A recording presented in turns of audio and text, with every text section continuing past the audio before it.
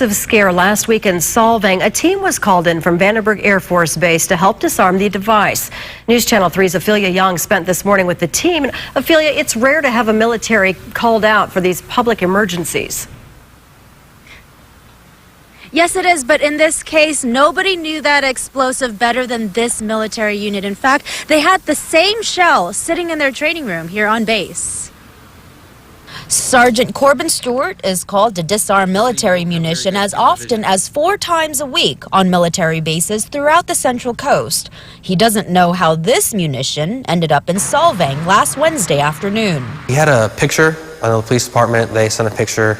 It was similar to this one sitting in their training room. The one we found had the base plate inside of here. The big question was, what was behind that base plate? The ammunition could hold nothing or as much as 10 pounds of explosives, in which case... They're designed to throw chunks of metal at extremely high velocity, and it can travel several thousand feet. Sergeant Stewart and 3 others set out to find out what it was, but when they got to Solvang... Had to wait for the evacuation, which took several hours. Finally, around midnight, they made contact and found the shell, possibly from the World War II era, was still live. It's nudged, moved, it could set it off. And at that point, we didn't know exactly what it was. A little more studying, and they found, to Sergeant Stewart's relief, it was only a smoke round, usually used to conceal or mark targets. It wouldn't cause a huge explosion, but it was still dangerous. It would have expelled the smoke out of the rear end, and this could have flown out and hit someone.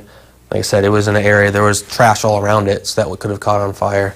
Together with the Santa Barbara County Sheriff's bomb squad, the unit moved the shell. And we were driving a couple miles an hour out there, very slow. They detonated it safely in the remote area. This is what Sergeant Stewart's unit, the Explosive Ordnance Disposal, or EOD, does.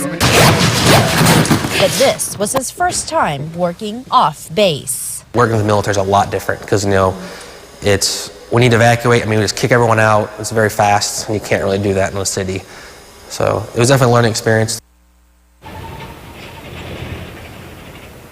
Now, we don't know who tossed that shell in Solvang, but the advice for anybody who comes across military ordnance is to call the police before trying to get rid of it yourself. Live here at Vandenberg Air Force Base, Ophelia Young, News Channel.